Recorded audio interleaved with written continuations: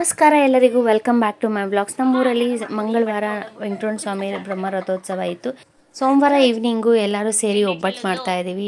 Night 7:30-8 ಗಂಟೆ ಆಗಿತ್ತು. ಊಟ ಮುಗಿಸ್ಬಿಟ್ಟು ನಮ್ಮ ಸಿಸ್ಟರ್ ಮನೆಯಲ್ಲಿ ನಾನು, ನಮ್ಮ ಸಿಸ್ಟರ್ಸು ಮತ್ತು ನನ್ನ ಸಿಸ್ಟರ್ ಮಗಳು ಮೂವರು ಎಲ್ಲರೂ ಸೇರಿ ನಾವು ಒಬ್ಬಟ್ಟನ್ನ ಮಾಡ್ತಾ ಇದ್ದೀವಿ. ಒಬ್ಬಟ್ಟಿಗೆ ಹೂರ್ಣ ಉಂಡೆಗಳನ್ನ ಮಾಡಿರ್ತಾ ಇದ್ದಾಳೆ ಅವಳು. ನೈಟ್ ಎಲ್ಲ ನಿದ್ದೆ ಕೆಟ್ಟು ಉಂಡೆಗಳನ್ನ ಮಾಡ್ತಾ ಇದ್ದಾಳೆ. ಒಬ್ಬಟ್ಟನ್ನ ಮಾಡೋಷ್ಟರಲ್ಲಿ ನೈಟು 1 o'clock 2 o'clock ಆಗುತ್ತೆ. ಒಂದು 50 ಜನಕ್ಕೆ ಆಗೋಷ್ಟು ಒಬ್ಬಟ್ಟನ್ನು ರೆಡಿ ಮಾಡ್ತಾ ಇದ್ದೀವಿ. 1 kg 2 kg ಅಷ್ಟು ಬೇಳೆ ಹಾಕಿ ಒಬ್ಬಟ್ಟು ಮಾಡ್ತಾ ಇದ್ದೀವಿ ಹಬ್ಬಕ್ಕೆ ಅಂತ.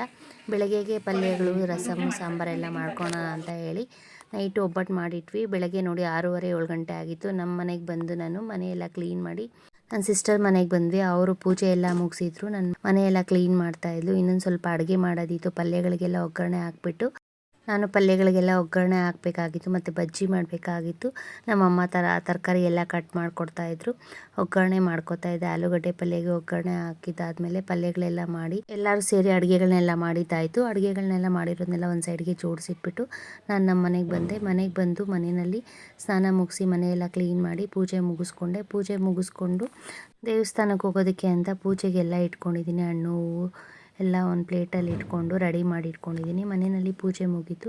ನನ್ನ ಮಗಳು ಇನ್ನೂ ರೆಡಿ ಆಗಿರಲಿಲ್ಲ. ಅವಳಿಗೆ ಹಬ್ಬಕ್ಕೆ ಅಂತ ಸೀರೆನಲ್ಲೇ ನಾನು ಒಂದು ಡ್ರೆಸ್ ಸ್ಟಿಚ್ ಮಾಡಿದ್ದೆ. ನೋಡಿ ಇದೇ ಡ್ರೆಸ್ಸು. ಸೊ ಪ್ಯಾಂಟು ಮತ್ತು ಟಾಪ್ ಅದ್ರ ಮೇಲೆ ಕೋಟ್ ಸ್ಟಿಚ್ ಮಾಡಿದೆ. ಅದನ್ನು ಹಾಕ್ಕೊಂಡು ಅವಳು ರೆಡಿ ಆಗಿದ್ದಾಳೆ. ರಥ ಎಳೆಯೋದು 2:30 ಆಗುತ್ತೆ ಅಂದರು. ಆಲ್ರೆಡಿ 1:30 ಆಗಿಬಿಟ್ಟಿತ್ತು. ಸೊ ಅದಕ್ಕೆ ನಾವು ದೇವಸ್ಥಾನಕ್ಕೆ ಅಂತ ಹೊರಟಿದ್ದೀವಿ. ರಥದಲ್ಲಿ ಇನ್ನೂ ದೇವರನ್ನ ಇಟ್ಟು ಪೂಜೆ ಮಾಡಿರಲಿಲ್ಲ. ದೇವಸ್ಥಾನದಲ್ಲಿ ಪೂಜೆಗಳೆಲ್ಲ ನಡೀತಾ ಇತ್ತು. ದೇವರಿಗೆ ಪೂಜೆ ಮಾಡಿ ರಥದಲ್ಲಿ ಇಟ್ಟು ರಥ ಎಳೆಯೋದಕ್ಕೆ 2:30-3 ಗಂಟೆ ಆಗುತ್ತೆ ಅಂದರು. ದೇವಸ್ಥಾನದಲ್ಲಿ ದೇವರಿಗೆ ಪೂಜೆ ಮಾಡಿ ಅಲ್ಲಿಂದ ದೇವ್ರನ್ನ ತಗೊಂಡು ಅಲ್ಲಿಂದ ಕಲ್ಯಾಣಿ ಅಂದ್ಬಿಟ್ಟು ಅಲ್ಲಿ ಪೂಜೆ ಮುಗಿಸಿ ಅದಾದಮೇಲೆ ರಥದಲ್ಲಿ ಇಡ್ತಾರೆ. ದೇವ್ರನ್ನ ರಥದಲ್ಲಿ ಇಟ್ಟಾದಮೇಲೆ ಉಳು ಸೇವೆ ಮಾಡೋರು ರಥ ಸುತ್ತಿನ ಉಳು ಸೇವೆ ಮಾಡ್ತಾರೆ. ಉಳು ಸೇವೆ ಮಾಡಿ ಆಮೇಲೆ ದೇವರಿಗೆ ಪೂಜೆ ಮುಗಿಸಿ ಆದಮೇಲೆ ರಥ ಎಳೆಯೋಕ್ಕೆ ಸ್ಟಾರ್ಟ್ ಮಾಡ್ತಾರೆ.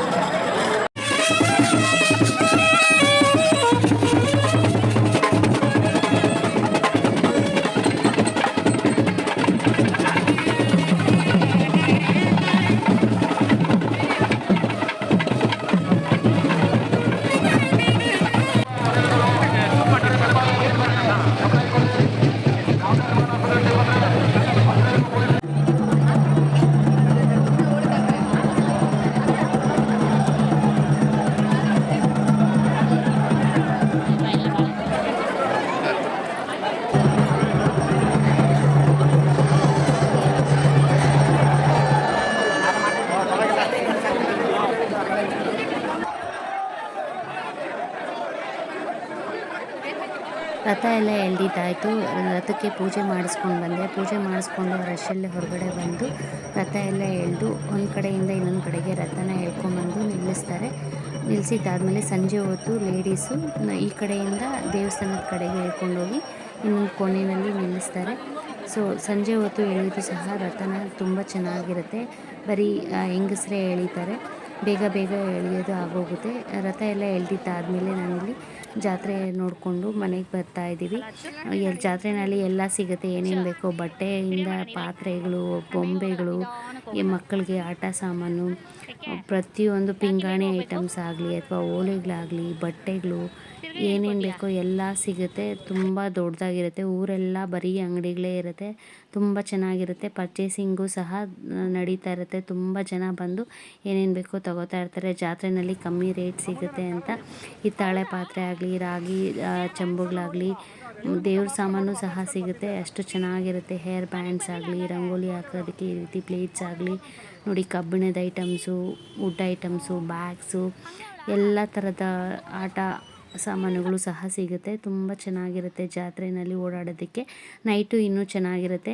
ನಾವು ದೇವ್ರ ರಥ ಎಳೆದಿದ್ದಾದಮೇಲೆ ಪೂಜೆ ಮುಗಿಸ್ಕೊಂಡು ಮನೆಗೆ ಬಂದುಬಿಟ್ವಿ. ಮನೆಗೆ ಬರುವಾಗ ನಾನು ಜಾತ್ರೆ ನೋಡಿಕೊಂಡು ಹಾಗೆ ಮನೆಗೆ ಬಂದ್ವಿ. ಸಂಜೆ ನಾವು ದೇವ್ರ ದರ್ಶನಕ್ಕೆ ಅಂತ ಹೋಗ್ತೀವಿ. ವೆಂಕಟರಮಣ ಸ್ವಾಮಿ ದೇವಸ್ಥಾನ, ಈಶ್ವರನ ದೇವಸ್ಥಾನ, ಚೌಡೇಶ್ವರಿ ದೇವಸ್ಥಾನ, ಯಲ್ಲಮ್ಮನ ದೇವಸ್ಥಾನ. ನಮ್ಮೂರಲ್ಲಿ ತುಂಬ ದೇವಸ್ಥಾನಗಳಿದೆ, 7ರಿಂದ 8 ದೇವಸ್ಥಾನಗಳಿದ್ದಾವೆ. ಎಲ್ಲ ದೇವ್ರ ದರ್ಶನ ಮಾಡ್ಕೊಂಬರೋಷ್ಟರಲ್ಲೂ 1.5 ಅವರ್ 2 ಅವರ್ಸ್ ಆದರೂ ಆಗುತ್ತೆ. ಅಷ್ಟು ದೇವಸ್ಥಾನಗಳಿದೆ, ನೋಡೋದಕ್ಕೆ ತುಂಬ ಚೆನ್ನಾಗಿರುತ್ತೆ. ಜಾತ್ರೆಗೆ ಬೇರೆ ಬೇರೆ ಕಡೆ ಊರುಗಳಿಂದ ಎಲ್ಲ ಬರ್ತಾರೆ, ಎಲ್ಲ ದೇವಸ್ಥಾನಗಳ ದರ್ಶನ ಮಾಡ್ಕೊಂಡು ಹೋಗ್ತಾರೆ. ಅಷ್ಟು ಚೆನ್ನಾಗಿ ಅಲಂಕಾರ ಮಾಡಿರ್ತಾರೆ. ರಥೋತ್ಸವ ಮುಗಿದು ನೆಕ್ಸ್ಟ್ ದಿವಸ ಬೆಳಗ್ಗೆನೆ ಎಲ್ಲ ದೇವರುಗಳು ಪಲ್ಲಕ್ಕಿ ಉತ್ಸವ ಇರುತ್ತೆ. ಪಲ್ಲಕ್ಕಿ ಉತ್ಸವ ಜೊತೆಗೆ ಹೂವಿನ ಕರಗ ಸಹ ಇರುತ್ತೆ.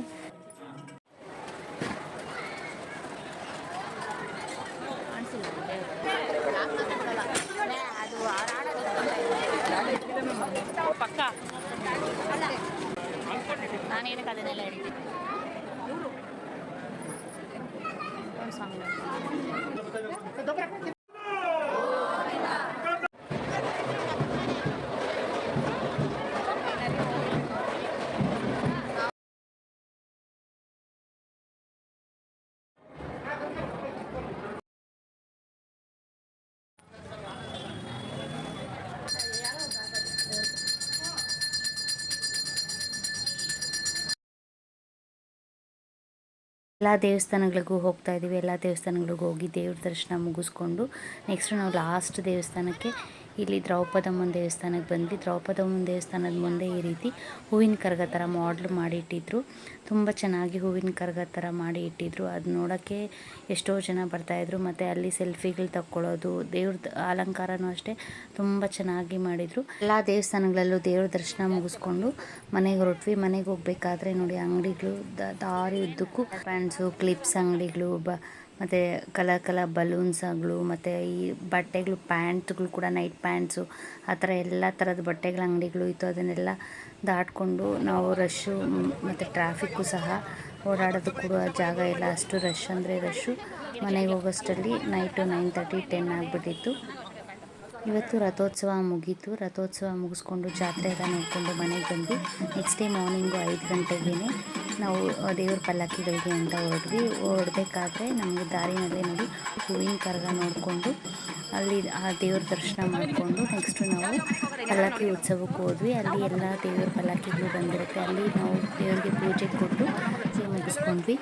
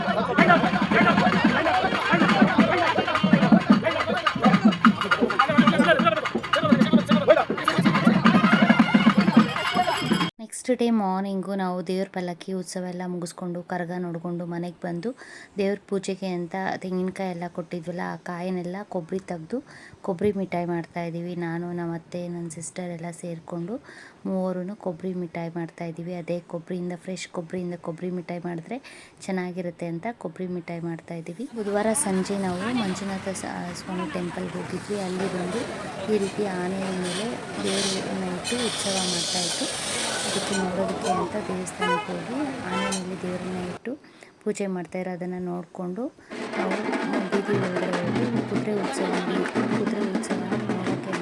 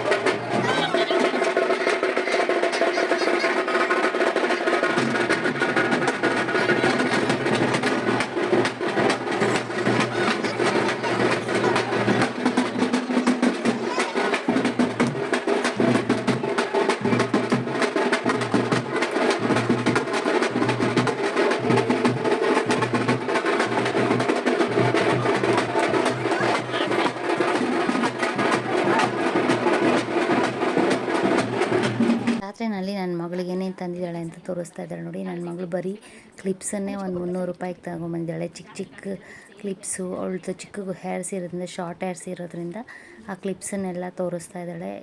ಒಂದೆರಡು ಸೆಟ್ ಕ್ಲಿಪ್ಸ್ ತೊಗೊಂಬಂದಿದ್ಲು. ಇದೇ ರೀತಿ ಇನ್ನೊಂದು ಸೆಟ್ಟು ಬಟರ್ಫ್ಲೈ ಕ್ಲಿಪ್ಸು ಮತ್ತು ಒಂದು ಕ್ರಿಸ್ಟಲ್ದು ಬ್ರೇಸ್ಲೆಟ್ಟು ತೊಗೊಂಬಂದಿದ್ದಾಳೆ. ಮತ್ತು 2 ಜೊತೆ ಓಲೆ ತೊಗೊಂಬಂದಿದ್ದಾಳೆ. ತುಂಬ ಚೆನ್ನಾಗಿದೆ ಓಲೆಗಳು ಸಹ.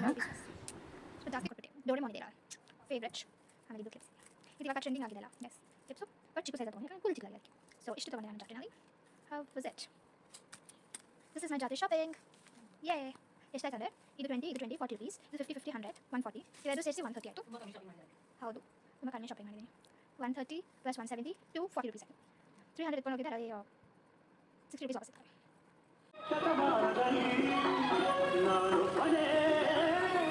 ಗುರುವಾರ ಹೊಳೆ ಪರ್ಸೆ ಅಂತ ನಡೆಯುತ್ತೆ. ಹೊಳೆ ಪರ್ಸೆಗೆ ಬಂದಿದ್ವಿ. ಸಂಜೆ ಆಗಿಬಿಟ್ಟಿತ್ತು. ಸಂಜೆ 3:30 4 ಗಂಟೆ ಆಗಿತ್ತು. ನಾವು ಹೊಳೆ ಪರ್ಸೆಗೆ ಬರೋಷ್ಟರಲ್ಲಿ ಅವಾಗ ತಾನೇ ದೇವ್ರನ್ನ ತೊಗೊಂಡು ಹೋಗ್ತಾಯಿದ್ವಿ. ಎಲ್ಲ ಅವಾಗ ತಾನೇ ಸ್ಟಾರ್ಟ್ ಆಗ್ತಾಯಿತ್ತು.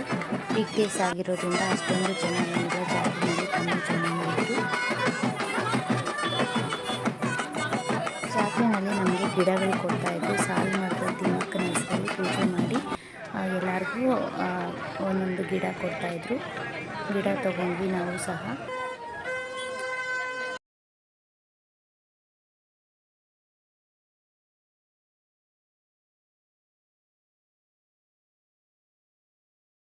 ರಥೋತ್ಸವ ದಿವಸ ರಥ ಮುಗ್ದಾದ್ಮೇಲೆ ಯಾರೂ ನೈಟ್ ಮಲಗೋದೇ ಇಲ್ಲ. ಎಲ್ಲರೂ ದೇವಸ್ಥಾನಗಳ ದರ್ಶನ ಮಾಡಿಕೊಂಡು ಹೂವಿನ ಕರಗ ನೋಡಿಕೊಂಡು ನೈಟೆಲ್ಲ ಎದ್ದೇ ಇರ್ತಾರೆ. ನೆಕ್ಸ್ಟ್ ದಿವಸ ಬೆಳಗ್ಗೆನೇ ಪಲ್ಲಕ್ಕಿ ಉತ್ಸವ ಆದಾದಮೇಲೆ ಸಂಜೆ ಕುದುರೆ ಉತ್ಸವ ಅಂತ ಮಾಡ್ತಾರೆ.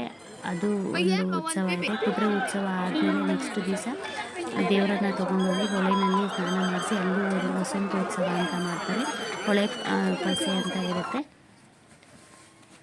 ಸೊ ಒಂದು 3 ರಿಂದ 4 ದಿವಸ ನಾವು ಊರ ಹಬ್ಬನ ಸೆಲೆಬ್ರೇಟ್ ಮಾಡ್ತೀವಿ.